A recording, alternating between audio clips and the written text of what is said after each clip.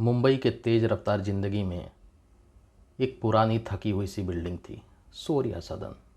वहीं हाल ही में शिफ्ट हुआ था 13 साल का रोहन अपने मम्मी पापा के साथ। नया घर, नए लोग, लेकिन रोहन के दिल में पुराने दोस्तों की कमी खल रही थी। वो अक्सर बालकनी में जाकर बाहर की तरफ झांकता रहता और सोचता, क्या यहाँ भी उसे कोई दोस्त मिलेगा। जब पहली बार उसने लिफ्ट में कदम रखा तो उसकी आंखें चमक उठी।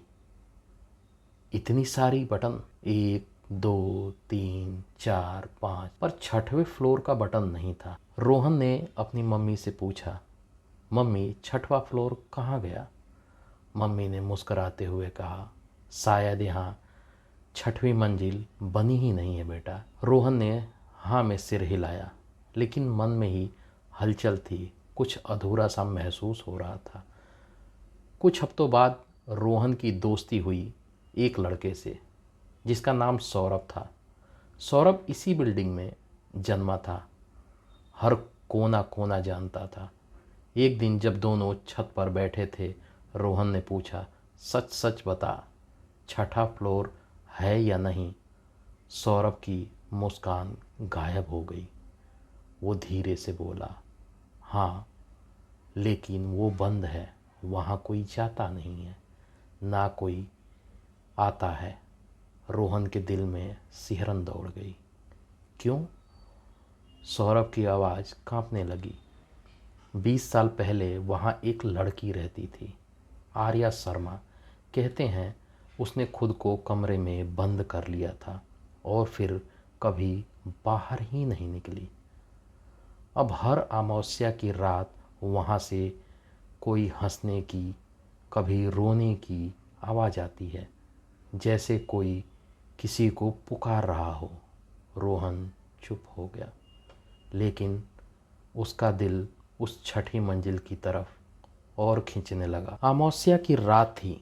बाहर अजीब सी खामोशी थी, जैसे हवा भी डर रही हो। रात 12 बजे रोहन की नींद खुली।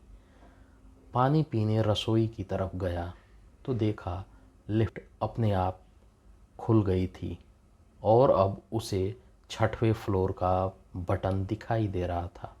वो सिहर गया, गला सूख गया, लेकिन जैसे खींचा चला जा रहा था।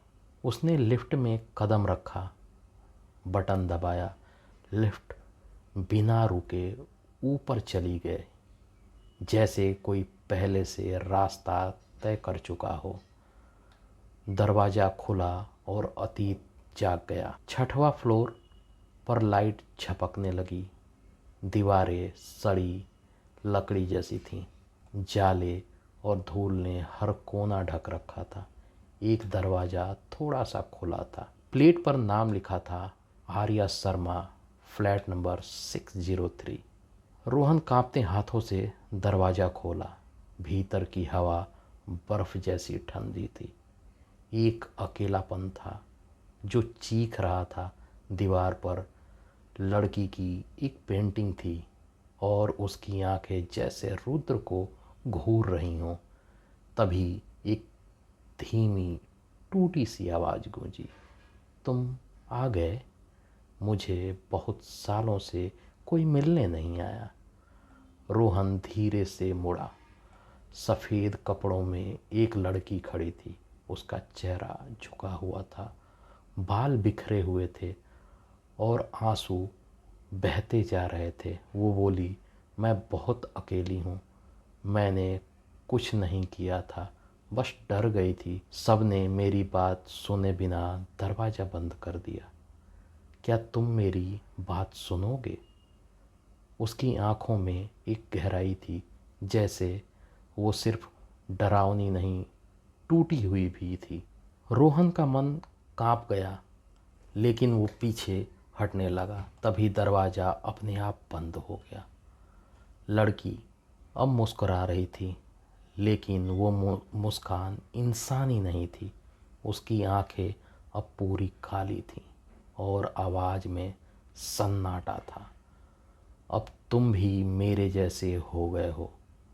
अब ये फ्लोर फिर कोई नहीं खोलेगा।